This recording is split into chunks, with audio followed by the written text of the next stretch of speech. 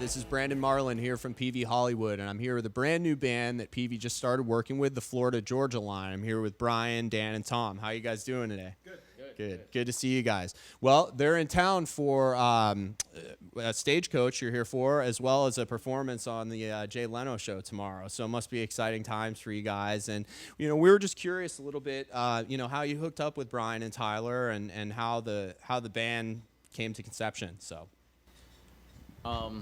I actually met them a few years back through Tom, our bass player. Was a buddy of mine, and we played for a couple different people, and they happened to be at a show, and they're like, man, we love the way you play, and to come on tour. I'm like, who are these people? And then we started talking. I was like, wow, I kind of like what they had going on, and I've kind of been on board ever since. I was a homeless musician wandering down the street with a backpack and apparently a keyboard now. Now I've was out with another artist, and the guys were opening up kind of as an acoustic duo with a round robin of different musicians, and so I met these guys. I met you at well, let's not talk about that. Yeah, it was a special But we met otherwise. So anyway, yeah. Love what they did, love the music, love the band, and they needed an extra guy to go out and expand their musical coverage. So I came out in February and been out doing a whole bunch of different stuff. Good time. I met the guys through another gig. I filled in as a bass player and met a guy who moved to Nashville 2 years later and became friends with them. And he invited me to live with them for a bit, and they just had started getting going, writing songs and playing in town, so I'd play whenever I could, just local bars and stuff. And then as it grew, I kind of perfect timing, happened to be ready for another gig, so I hopped on with them full time about 2 years ago, and then kind of hooked up with Bonds. I met him through another friend, and so it's been kind of like, we met Dan through Bonds, so it's a kind of line of family tradition. There's a country plug. Yeah, exactly. Cool.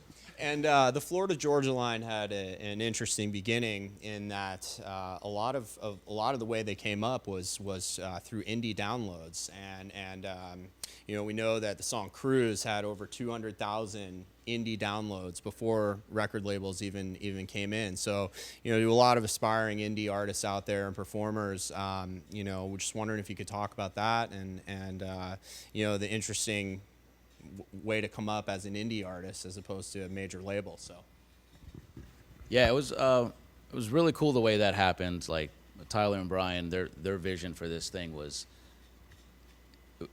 different than most Nashville acts, or most people like, okay, cool, we get a record deal and they give you a bus and you tour the country and there you go, hopefully make it. And their mentality was like, we're gonna go out and play for anyone who wants to hear us. And we were all, we all thought that was great, and we were touring the country in BK's Tahoe. There were 6 of us with Tyler's little auto detailed trailer behind us, and like we'd go out, 10 people would show up, and we're like, yeah, 10 people.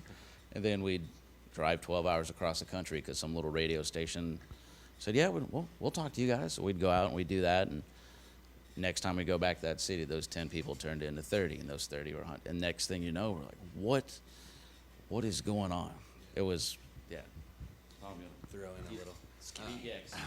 Yeah. So the guys were just big on just playing as many shows. We probably played over 300 shows before a label even talked to them, which is pretty rare. Nowadays it seems like bands kind of want to skip that process of putting in the time and just playing as many shows as you can just for the experience and exposure. And I remember BK and Tyler always had this expression. We would leave a Chick-fil-A or somewhere, and they'd grab a CD and like see a family walking by, and they'd always say like one fan at a time, and so they would talk to everybody and just promote themselves like gas stations. They'd see a cute girl and be like, hey, what's up? By the way, here's our CD, check us out, come to a show. And so they were just big on plugging themselves and just making sure the whole world, anyone they met could meet them. So I think that was a big part of their growth, was just their hunger for, just playing shows and making sure people knew about them. So it's cool. And all of that obviously paid off. I know you guys were just up for a few different ACM awards, one of which being Best New Country Act. So could you talk to us about winning those awards and the feeling of that and what it means for the band? Yeah, we got Best New Artist, which was completely insane. I mean, last year at this time we were in a van. You know, we had a pretty decent buzz last year at this time, but to go like a year later to winning that award, I would show you the video I have on my phone of when we actually won, but there's too many explicit language because I dropped it and was screaming. It's like, what is happening? But yeah, it's amazing. I can't believe. Like I said, I came on board because I love the guys, and it was just awesome. I've been watching them as they were opening for another artist I was out with and seeing all this just explode, and they're just good dudes, and it was so cool to see that happen for them. I mean, it was awesome. I felt a little verklempt. Yeah, it was cool. They really treat us like family, and so it definitely felt like a win for all of us, which is cool to be a part of something that's just very much like we're all in this together, and we're all kind of winning this together. So it's been cool for them to, for all of us to be a part of it. It's exciting. So. And it's really cool that you guys are all, one big family a lot of the time with artists or bands. Guys are just hired on, but you guys really seem like you're part of the band and part of the family, and that's great. Leads me to my next point. We see you're doing a ton of touring this summer, doing some dates with Taylor Swift and some other big, festival dates as well.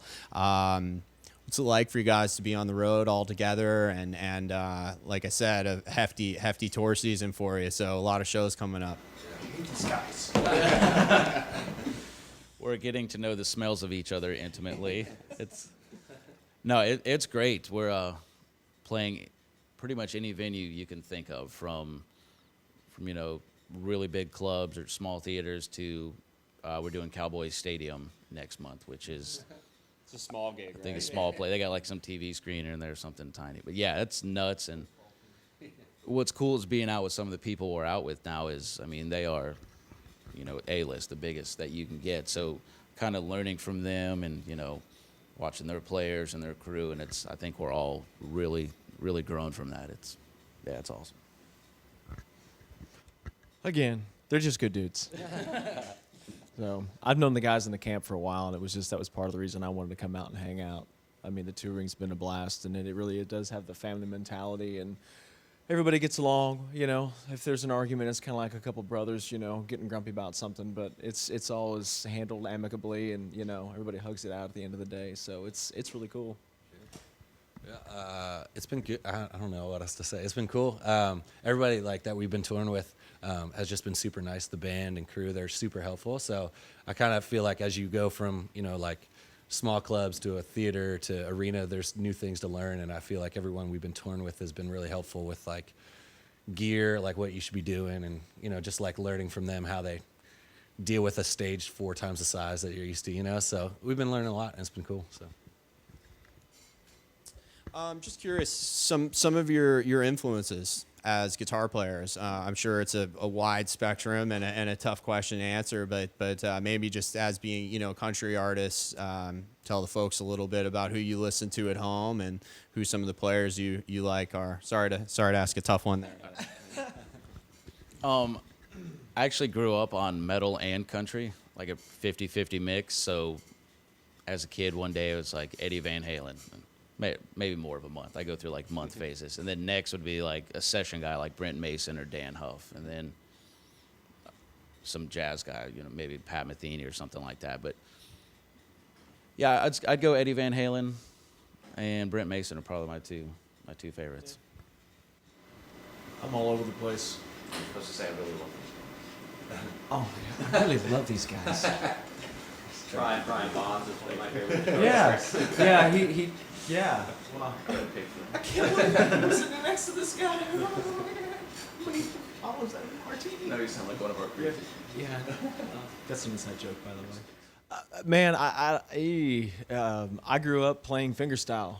Studied classical, and so there's that whole category, and then I got into jazz, and there's that whole category. And somewhere when I was younger, I'm a little older than I look. I heard Malmsteen's Rising Force album and freaked out, and then went and woodshedded for neoclassical because of the whole fingers classical thing. That was right in my wheelhouse. And then I just went down the whole thing. Studied Gambale for a while, Rittenauer, Pat Metheny. I don't know. My list has just been it's stupid, yeah. And I suck, which is what's really sad about it. As a bass player, I grew up in the orchestra, so like a lot of upright guys like Christian McBride. I loved Sting, obviously, but I mean Motown. Anything Motown is the end all for me. So I do like country too. And lastly, just want to talk to you about the Peavey gear that you're currently using on the road, and which models you're using, and what it is about Peavey that really helps your sound and do what it is that you guys do night in and night out. So, Yeah, I'm using the 6505 Plus and absolutely love it. For a long time, I was playing all these like fancy schmancy this crazy pedal, and one day someone's like, dude, check this out. And when I plugged into it, he was there. I saw his O face. I didn't see that again. It was unreal. And it was really funny. So when we first took it out on the road, we were sound checking, and one of the people we're out with, their whole crew was out there. And I won't say the other name, it's some little boutique thing. They're like, man, that amp is unreal. And our front of house guy was like, no, that's the Peavey. That's the 6505. And they're like, no way. So immediately they ran up on stage, and they're all turning knobs. And I'm like, seriously, it's what I love about it. You can get clean, you can get a little bit of dirt on it, or you can just get like in your face. And it's so versatile because the stuff that we're doing, I mean, it's country, but it's still kind of rocking. So I can go from like full on just power chords to chicken picking with stepping on a button. I've been using Peavey stuff. My first amp was a Peavey. I had a Bandit 65 back in the day and a couple other combos. And I mean, all coming up through the clubs and everything. That's basically been what I've been using. Classic 30 combos and a few other things along the way. And one of the reasons that I really wanted to start working with Peavey is because of that history. I know how reliable that they are. I know that we're doing a heroic tour schedule this year. And I wanted something that I was going to have out on the road that I wasn't going to have to worry when I turned it on if sound was going to come out of it. I mean, as the basis level of like a need. And it's just awesome. I'm using the 3120. Another reason I wanted to go with that amp is to keep things a little simpler, to get rid of all my pedals. I wanted to have an amp that would do everything I needed. I wanted a great clean channel, I wanted a good crunch channel, and then a show me your O-face channel, which is what the red is, and it's badass. And we're using the new Sheffield cabinets, and they're insane. That's another one of those things. We rolled that out and plugged it into the heads. We had the heads out first and then rolled the cabinets out and plugged it in there. And our front of house guy was like, oh my God, everybody needs one of those. Yeah. They sound amazing. So it's just been great. You guys have been great. Do you want to say anything? You're supposed to take I'm a bass player. No one even knows I'm there. These guys get all the glory. coming soon, right? Yeah, coming soon. And one final question for you. We just took a look at the new Peavey AT200 guitar, and so in a word, what were your guys' thoughts about the AT200? Yeah, I'm speechless. You should have had the camera on us as you plugged it in. All three of us were like, what? Unreal. Absolutely. After what? It was want. Yeah, okay, yeah. It's badass. I just played it over there unplugged, and it actually, I mean, aside from the fact that it's just cool as shit, it plays amazingly well. Yeah, I'm stoked. Well, yours will be on the way soon, guys. So we really appreciate you coming in. We want to wish you luck on Leno tomorrow from the whole Peavey family. And this is Brandon Marlin from Peavey Hollywood.